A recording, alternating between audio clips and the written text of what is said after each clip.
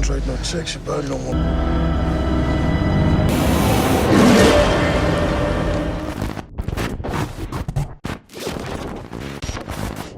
Hai, Assalamualaikum pecinta film dimanapun kalian berada. Jumpa lagi bersama saya Hilman, Kumadara Mangsadayana. Oke, siapa yang tidak kenal dengan Jon Bon Jovi, rocker legendaris yang satu ini lagi gabut jadi pemburu vampir. Nah, penasaran seperti apa jalan ceritanya? Yuk, kita langsung saja ke ceritanya.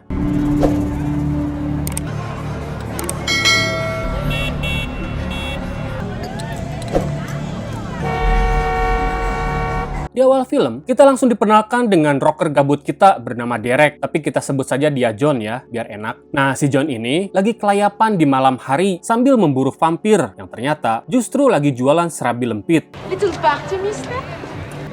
Scream, and it's over. I bet it's gonna hurt you really bad. Thanks, mister. You saved my life.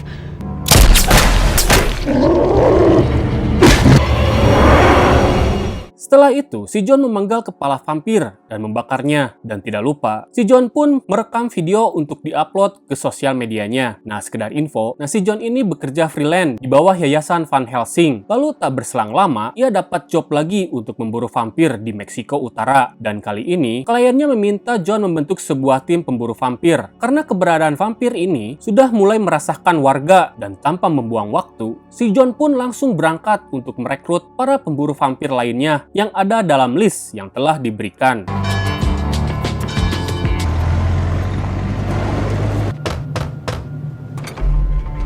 Salah satu list yang ia datangi adalah seorang pendeta, namun sayang, sang pendeta yang akan ia rekrut itu justru telah berpulang ke rahmatullah 1 bulan yang lalu. Dan begitupun juga yang lainnya, yang ia cari sudah dihabisi oleh para vampir dan tewas mengenaskan.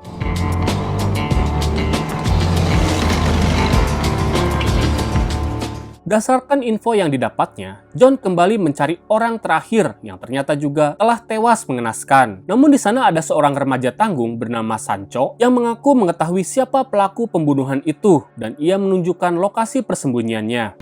Who's gonna help me? They run in the church. Hey, who's gonna help me? Slow down a minute.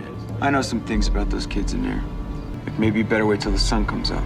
Pagi pun tiba, si Jon langsung menyiapkan peralatan tempur yang ia sembunyikan di dalam papan seluncurnya. Nah, si bocil yang melihat hal itu pun langsung menawarkan bantuan. Namun si Jon menolaknya karena yang akan dihadapinya adalah vampir. Tapi si bocah ini kekeh dan meyakinkan si Jon. Dan ketika mereka berdua masuk ke dalam, tampak ada sesosok vampir yang tidur telap di bawah meja karena habis begadang. Dan dengan sigap, si Jon pun langsung menyeret vampir itu dengan tali menuju cahaya matahari. Dan tak hanya satu, ternyata di dalam gereja itu ada vampir lain dan perburuan pun dimulai.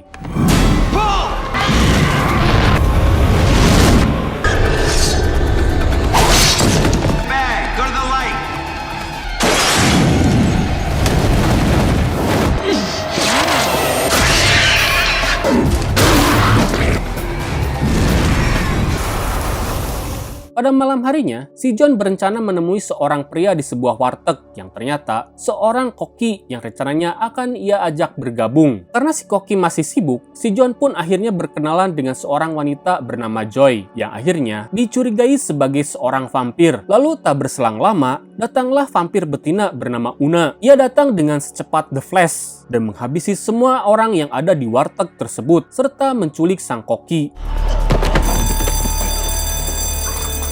Nah, setelah kejadian mengerikan itu, Jon pun mencurigai Joy sebagai pelakunya karena ia telah menghilang dari warteg tersebut dan tanpa menunggu lama, Jon pun langsung mengejarnya. Keesokan harinya, Jon melihat Joy di pinggir jalan dan dengan spontan, si Jon pun langsung menodongkan bedilnya sambil terheran karena melihat Joy bisa kelayapan di siang hari. Dan Joy yang tahu maksud dari Jon pun menjelaskan bahwa dirinya pun lari terbirit-birit karena ketakutan. Dan bukan hanya itu saja, Joy pun menjelaskan bahwa dirinya pernah sempat digigit vampir ketika dirinya sedang berenak-enak ria. Tapi untungnya, berkat obat yang ia konsumsi secara rutin, ajaibnya virus vampir dalam dirinya tidak bergejolak bergejolak dan ia pun bisa ngebolang di siang hari. Tapi kalau di stop, maka dia pun akan berubah menjadi vampir. Dan hebatnya, setelah digigit vampir, kini Joy justru memiliki kemampuan penglihatan layaknya para IndiHome. Mendengar penjelasan Joy tentang ada pembantaian di sebuah gereja oleh vampir, John pun langsung ngabret kembali ke gereja yang sebelumnya ia datangi.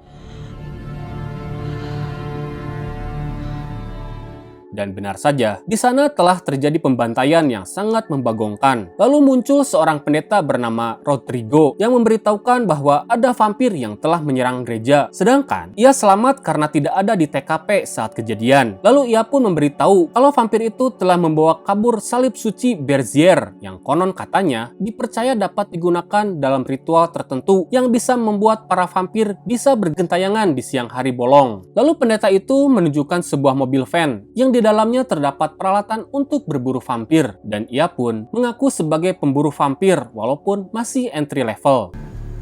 I'll be back. Lalu si John pun memergoki Sancho yang diam-diam menguping pembicaraan mereka, dan tanpa diduga ternyata Sancho menunjukkan sebuah surat izin dari emaknya untuk mengikuti si John berburu vampir. Dan mau tidak mau, akhirnya John pun terpaksa membentuk tim yang ala kadarnya yang terdiri dari bocil nekat, wanita setengah vampir, dan pendeta entry level. Sesampainya di kota, si John pun mendapatkan info kalau nanti malam ada seorang kulit hitam bernama Ray yang akan bergabung ke dalam timnya. Nah, John dan Ray dipertemukan karena ada sesosok vampir yang turun dari bis, dan tanpa membuang waktu, si John pun langsung beraksi.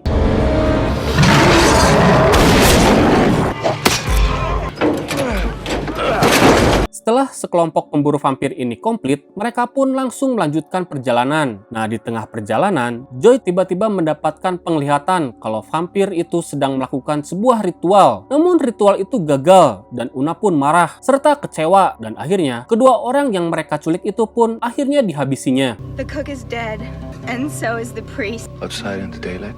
No, light still hurts.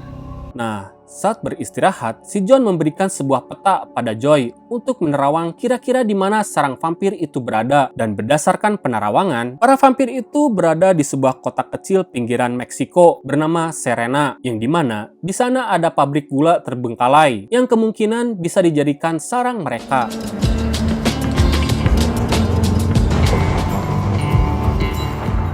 Tanpa terasa malam pun tiba. Ketika mereka sedang tidur terlelap, Una tiba-tiba datang dan melihat Joy yang sedang minum obat. Sadar ternyata obat itu yang membuat Joy kebal akan sinar mentari. Akhirnya si Una ini pun menggoda Ray dengan memberikannya servis kenikmatan. Dan saat Ray lengah, saat itulah vampir betina ini pun menggigitnya. Waduh. What's the matter? Traray mares de cielo. I won't hurt you. Come on. Slow down now, darling. Keesokan paginya, saat mereka sedang melanjutkan perjalanan, Ray meminta untuk beristirahat sejenak di rest area terdekat. Namun saat mereka masuk ke dalam, ternyata semua orang yang ada di tempat itu telah tewas secara mengenaskan. Tampaknya, para vampir telah berpesta pora di tempat itu. Dan berkat teropong suhu milik John, mereka pun akhirnya berhasil menemukan beberapa vampir yang bersembunyi di dalam tanah dan langsung menghabisinya.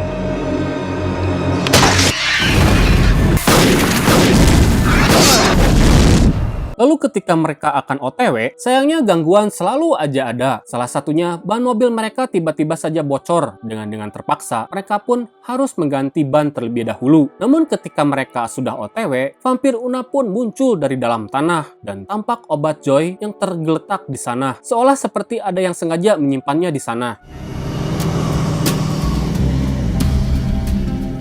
Beberapa jam kemudian, sampailah mereka di sebuah bangunan terbengkalai yang mereka yakini sebagai sarang vampir. Awalnya, Rodrigo dan Joy berencana untuk masuk, tapi si John memilih untuk menuju kota terlebih dahulu untuk mencari informasi dari warga. Tetapi sesampainya di kota, justru kota itu terlihat sepi dan hanya ada seorang aki-aki peramal. Kita sebut saja dia si Abah. Nah, si Abah ini ternyata sedang menunggu kedatangan para pemburu vampir. Ya, salgan, no sean rancheros, salgan a darle la bienvenida a los visitantes. Today is the Día de los Muertos, Day of the Dead. But your timing is very good. Nah, ketika si Abah ini sedang menceritakan tentang kotanya, Joy tiba-tiba datang dan mengatakan kalau obatnya telah hilang, dan dengan gercepnya mereka langsung mendatangi klinik setempat. Namun sayangnya obat yang dibutuhkan tidak ada. Sementara itu, Una yang telah berhasil mendapatkan obat milik Joy, tanpa ragu ia langsung menghisap habis obat tersebut, dan akhirnya vampir Una pun bisa menikmati sinar mentari.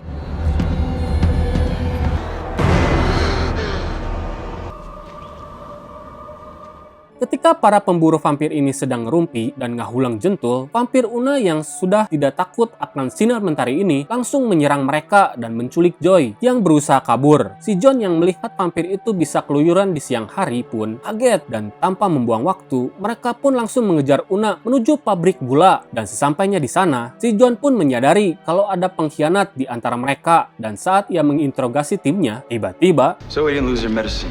Somebody went in her pocketbook and stole it.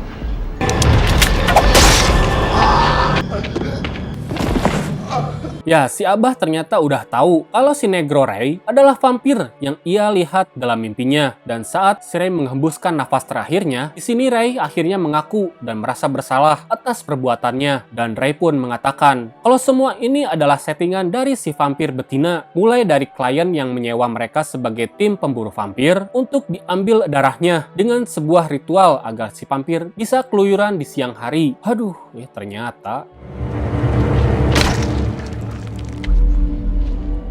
Sementara itu di dalam, Joy sudah dipastikan nyawanya sedang terancam karena sang vampir menginginkan darah Joy. Karena obat yang ia curi dari Joy tidak bisa bertahan lama untuk bisa ngebolang di siang hari. Dan di saat Una akan menggigit Joy, tanpa ragu, Joy langsung lompat sembari gelayutan di tali. Nah, si John beserta timnya masuk ke dalam untuk mencari keberadaan Joy. Namun tiba-tiba mereka diserang oleh vampir, dan dengan mudahnya mereka memusnahkan vampir itu dengan menyeretnya menuju cahaya mentari. Sementara itu, Joy yang tahu akan kedatangan teman-temannya itu berteriak minta tolong, dan John yang mendengar teriakan Joy langsung menolongnya dengan seutas tali. Namun ketika John sedang menarik Joy keluar, tiba-tiba Una datang menyerang mereka.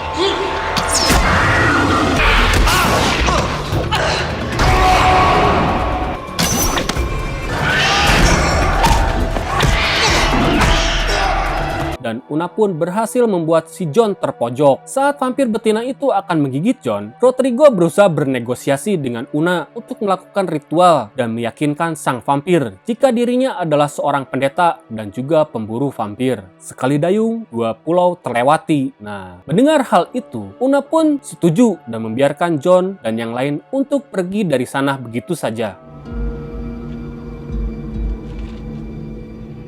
Singkat cerita, kondisi Joy saat di klinik tampak memprihatinkan. Nah, daripada berubah menjadi vampir, John pun berniat untuk menghabisinya. Namun sang suster melarangnya karena ada beberapa orang yang mau mendonorkan darah mereka agar Joy tetap bertahan hidup. Dan alhamdulillahnya, Joy kembali pulih. Setelah kondisi Joy pulih, di sini John berinisiatif untuk menginfeksi dirinya oleh darah vampir milik Joy agar dirinya bisa mendekati vampir Una tanpa terdeteksi karena denyut nadinya akan menghilang jika ia menjadi vampir. Dan John pun merasakan sensasi yang berbeda setelah menjadi setengah vampir.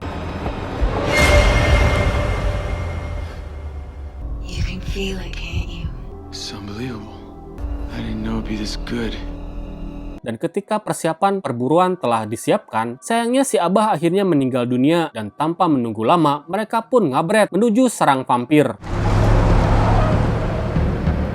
Sementara itu, sang vampir betina yang sedang melakukan ritual dengan meminum darah dari sang pendeta justru malah ketipu karena Rodrigo di sini mengaku jujur kalau dirinya bukanlah seorang pendeta. Kena prank iya si vampir. Una yang mendengar hal itu pun menjadi kesal dan akhirnya ia berusaha membakar Rodrigo dengan menumpuk suluh di depannya.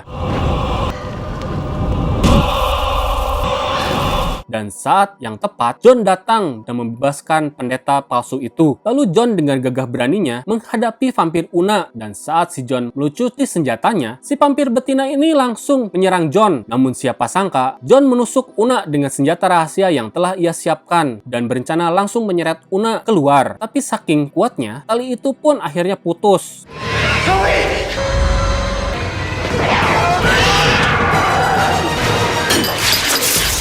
Karena rencana awal gagal, mereka pun menyusun rencana baru dengan meminta Joy untuk naik ke atap gedung dengan mobil dan melemparkan tali dari atas bangunan. Sementara para Jalu mencari cara untuk menangkap Una. Tanpa disangka, ternyata vampir ini cukup cerdas karena berhasil membuat perangkap, dan saat John lengah, Una berhasil menyerang John. Lalu Rodrigo dengan gesit langsung memanahnya. Begitupun Sancho yang langsung melempar tali lasso yang tepat mengenai tubuh Una, lalu meminta Joy untuk menariknya. Una yang tidak mau menyerah justru menahan John hingga akhirnya mereka berdua pun bergelayutan. Lalu Sancho memberikan senapan pada John dan John pun tanpa ragu menembak Una tepat di kepalanya hingga akhirnya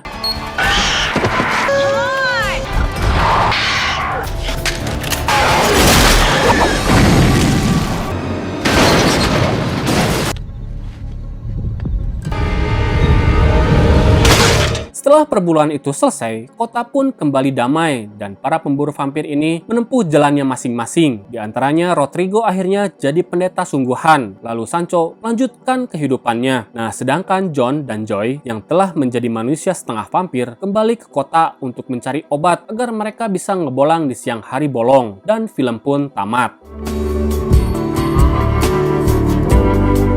Oke, bagaimana pendapat kalian tentang film rocker gabut kita ini? Aneh ya, berkat sebuah obat si vampir bisa ngebolang di siang hari. Emang agak lain memang. Tapi walaupun begitu, film vampir Los Muertos ini yang tayang tahun 2002 silam mendapatkan rating 4,5 dari IMDb. Oke, terima kasih sudah menonton sampai selesai. Sampai jumpa di video seru lainnya. Jangan lupa subscribe, like, komen, dan tekan bel notifikasinya ya. Saya Hilman, pamit undur diri. Assalamualaikum warahmatullahi wabarakatuh.